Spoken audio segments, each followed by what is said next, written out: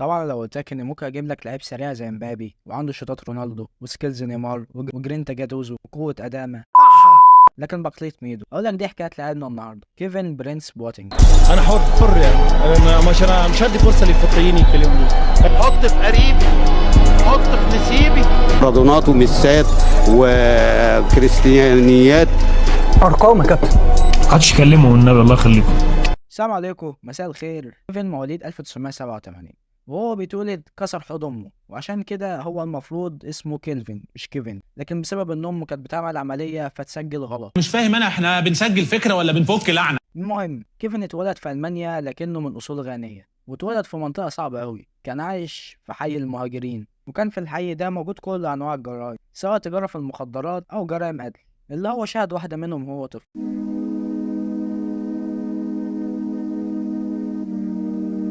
Così? Poi? Ukhti Zainab?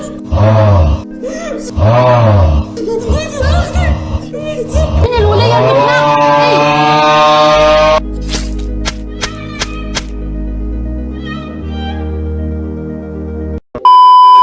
اللي انت ما تعرفوش بقى او ممكن تكون عارفه ان اخو كيفن هو جيروم بواتينج اللي بيلعب في المانيا وكان بيلعب في بايرن ميونخ. استحوال ظهرك يا بواتيك. دي اللقطة الأشهر ليه يعني. كيفن بدأ في أكاديمية راينكندورفر فوخسا، ومنه راح هيرتا برلين، وكان دايما في منتخب ألمانيا في جميع المراحل سواء الشباب أو تحت 21 سنة. نرجع بقى لنادي هيرتا برلين اللي كان بدأ فيه سنة 1997. في الفترة دي كيفن كان بيعشق مايكل جاكسون، وكان بيتعلم الغنى والرقص عشان يبقى زي مايكل جاكسون، كان شايفه مثل أعلى. رجع للكورة في 2002، فضل يتصاعد في الأكاديمية لحد أكاديمية تحت 19 سنة وهو عنده 16 سنة. ده في أوروبا يعتبر موهبة فذة يعني، خصوصا إننا بنتكلم في سنة 2002 والعقلية ساعتها ما كانش زي النهاردة، وما عداش كتير وتصعد كيفن للفريق الأول سنة 2005. طبعا هتقولي لعيب ناشئ أكيد وما لعبش كتير في أول موسم ليه. عندك حق، توقعت كده برضه. انت صح. بس توقعك كان غلط. كيفن لعب 39 ماتش وساهم في 6 جوال، جاب 5 تجوال وعمل اسيست واحد. تخيل كل ده وهو عنده 18 سنة وفي فريق زي هيرتا برلين. السنة اللي بعدها كيفن يروح منتخب ألمانيا للشباب ويلعب كأس العالم تحت 20 سنة، وصل نص النهائي ضد فرنسا، ورغم انه جاب جول لكنهم خسروا. نرجع للنادي بقى، وفي تاني موسم ليه مع هيرتا برلين برضه يلعب في أكتر من 3 مراكز ويساهم ب 11 جول. الموسم اللي بعده يجيله عرض من أقوى دوري في العالم، الدوري الإنجليزي، ومن توتنهام. لكن الموسم ده هم اتعاملوا معاه ناشئ بجد وما لعبش كتير، وحتى لما كان بيلعب كان بديل. لكن رغم ده هو عقليته كانت في الارض خالص. اشترى 3 عربيات في يوم واحد، لامبورجيني وهامر وكاديلا، يا رب كنت تتصل اسمها صح. المهم في اخر الموسم يكسب اول بطوله له في تاريخه وهو الاف اي كاب.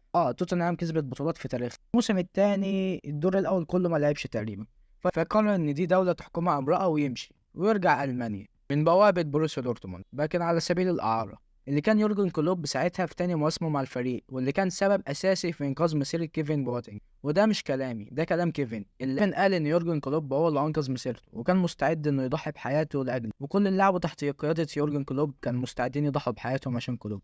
مش عارف ليه كل ده يعني، هو الرسام النمساوي ولا ابو عبيده؟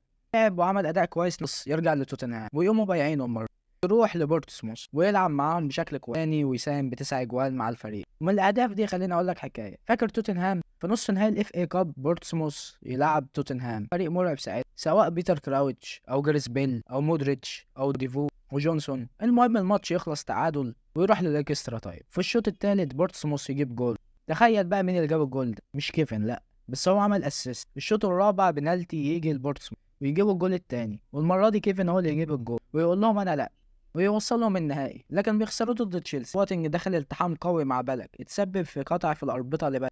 ده طبيعي يحصل، اللي مش طبيعي ان في لعيبه من منتخب المانيا شكروه على التدخل ده. وبعد ما الموسم ما يخلص كيفن يقرر يفاجئ العالم كله ويختار انه يلعب في منتخب غانا، خصوصا زي ما قلت لك انه يعتبر موهبه.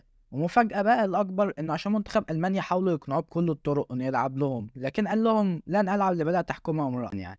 بعد القرار ده منتخب غانا يقول له هات شنطتك والستارز و20 جنيه عشان عندنا كاس عالم في جنوب افريقيا. ده كاس العالم اللي منتخب غانا فيه وصل ربع النهائي، وكان كيفن له دور كبير في التأهل ده. وتيجي فيه اللقطة الشهيرة اللي سواريز قال فيها هنا الجول، اندريا ايو ضيع فيها حلم قرب اكمل. خلص كاس العالم، جنوا بتشتري كيفن. حلو بعد ما اشتروه راح البيج ميلان طالبه على سبيل الاعاره. وتيجي هنا ابرز محطة في حياة بواتينج اللي هيبقى فيها برنس فعلا، لكن مش قوي يعني برنس بس مش قوي. أثناء تحضير البطولة الودية مع ميلان اتعرض للتنمر وانسحب من الماتش. الأمم المتحدة قررت تخليه سفير لمحاربة العنصرية، ومش كده وبس، ده كمان ادى خطبة في مقر الأمم المتحدة. في أول موسم مع اللوسونيري قدم موسم رائع، لكنه في نص الموسم اتصاب وقعد شهرين، لكن في الآخر خد الدوري مع ميلان وسجل 6 جوال. ونسبة الدوري ده ميلان عمل احتفالية بعد فوزهم بالدوري. وطبعا انت اللي مفكر انه بيرقص ده مايكل جاكسون. وبعد ما الموسم ده ما يخلص فضح ابراموفيتش لما قال عليه انه لاعب قوي قوي بحيث انه ممكن يشرب سيجاره وينزل الملعب يجيب جول عادي. فضحتني يخرب بيت ابوك. والميلان يقرر يشتريه تاني موسم بس بيتصاب تاني ويقعد شهرين. الناس استغربت، اصاباته كترت. لكن احب احكي لك حكايه كده ايه قبل ما اقول لك عن حوار الاصابه ده. يخش التدريبات، والله انا بقيت احب حرف الام. يجيب جول مثلا يا عيني على الام يا سيدي على الام. في غرفه تبديل الملابس، يا عيني على الام يا سيدي على الام. يروح يستحمى في بيتهم. يا عيني على الام يا روحي على الام. الناس كلها بدات تشك بقى، اللي هو انت ايه حكايه حبك لحرف الام؟ انت مالك كده مش على بعضك كده، في ايه مالك في نهارك الازرق ده؟ الناس طبعا توقعت منهم اللي هو بيحب ميلان، ماني، الفلوس. لكن تعال اسالك سؤال، ايطاليا معروفه بايه؟ بالبيتزا والباستا، بس ده بنسال عمار حمدي. لكن انا اجابتي هتبقى الهدوم. وطبعا عارفين عروض الازياء وان في عروضات هناك، فكيفن هو هناك اعجب بلبس ماليسيا ساعتها وصاحبها. اسكندريه على كوبري ستانلوسا يا بحر الحوا. وجوزها يعني بعدين. طبعا هتقول لي يا اسطى عيب، ده اعراض ناس. كده ستوب بقى كده ستوب. هقول لك في ايه يا عم، عيب عليك ما تقلقش. انا هقول لك تصريح ليها بس بخصوص اصابات بوتينج. ماليسيا قالت ان كيفن دايما مصاب لانه بيمارس البسبوسه بالقشطه من 7 ل 10 مرات في الاسبوع. لاعب ظلمته جنسيته فعلا.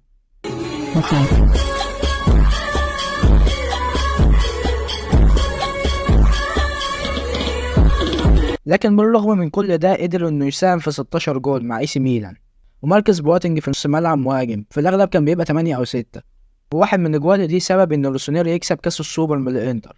يخلص الموسم ويبدا موسم جديد، ويرجع بواتنج تاني يلعب في اكتر من 3 مراكز، لدرجه انه لعب سترايكر وساهم ب10 اجوال للفريق. والموسم اللي بعده ميلان يقرر يبيعه بسبب اصاباته الكتير، وانه بدا يجيب اجوان بره الملعب اكتر ما بيجيب اجوال جوه الملعب. لما تقول له تعالى عشان نعمل واحد كويس. خلي بالك رغم من عقليته دي الا انه كان دبابه ما شاء الله، وكان صعب تكسبه في اي التحام بدني. ده غشيم هيكسرك. المهم برنس رجع المانيا تاني، راضي مع شالكه. لعب 2 سنين بالظبط، ساهم فيهم في 18 جول مع الفريق. جت سنه 2014 واللقطه الاشهر له هو وخوف كاس العالم لما الاتنين لعبوا ضد بعض، والمانيا في الاخر كسبت كاس العالم. يعني يقول انا لو قلت مليون على اللي ضيعناه يا قلبي صعب يعود، ما هو راح يحاول الله.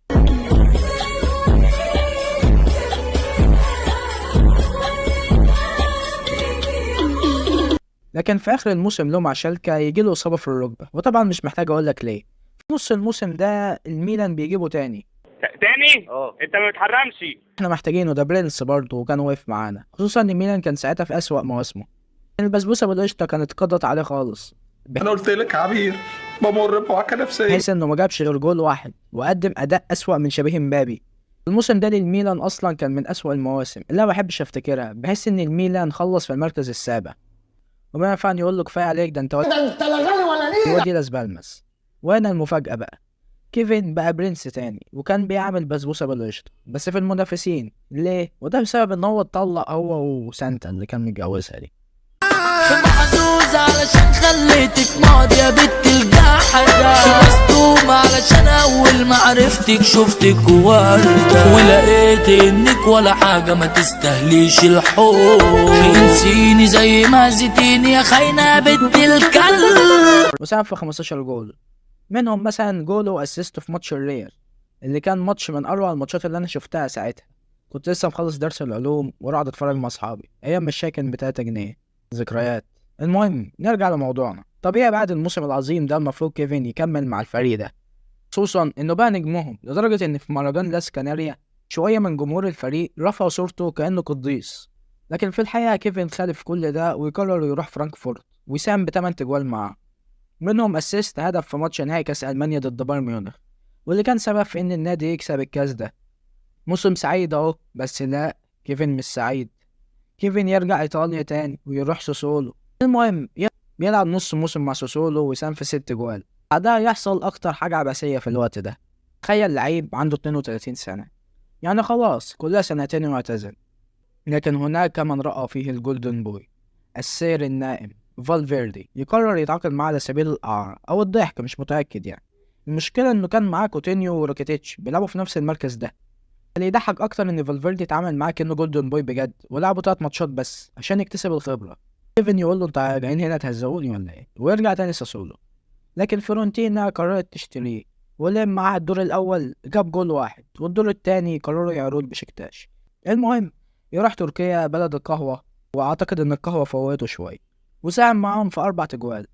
ساعتها بريسكولوني تأهل بالفريق بتاعه منذ للدوري الإيطالي الدرجة التانية، كان عايز يعمل فريق قوي بحيث إنه يتأهل بيه للدرجة الأولى، فقرر إنه يتعاقد معاه. خلص الموسم مع مونزا وساهم ب9 أجوال مع الفريق، لكن الفريق ما تأهلش ساعتها، وبعدها يرجع تاني للفريق اللي كان له الفضل عليه، هيرتا برلين. خدني الحنين بعد سنين جابني هنا للمكان اللي اتولد فيه حلمنا. واعتزل السنة دي، وكانت تكون انتهت قصة أعبس لعيب غني شفته في حياتي. ونيجي بقى لحياته بره الملعب اللي أعبس منه. يعني بعد ما اعتزل طلع وقال إن جمهور برشلونة هيكرهه دلوقتي، عشان لما سأل في مؤتمر تقديمه لفريق برشلونة اتسأل مين أحسن فريق العالم، قال برشلونة. واتسأل سؤال تاني مين أحسن لعيب في العالم، قال ميسي. لكنه في الحقيقة قال أنا مدريدي وبحب كريستيانو. كيفن ما شاء الله مثقف جدا، بيعرف يتكلم ألماني وإنجليزي وإيطالي وتركي وبيفهم عربي وفرنساوي. Are you speak English? Speak بالصعيدي. What? وبس كده. لو الفيديو عجبك متنساش تعمل لايك وسبسكرايب، واعرف ان انا بحبك عشان انت عملت لايك وسبسكرايب. السلام عليكم. يا رب ابعد عني البلاده والنجاسه والحسد، داخل اوفسايد وجبت جون عادي بغلاسه، واتحسب نقاش من فينا انسب رميه التماسه، واتحسب ده مش هزار انا الجزار انا عباس ابو الحسن.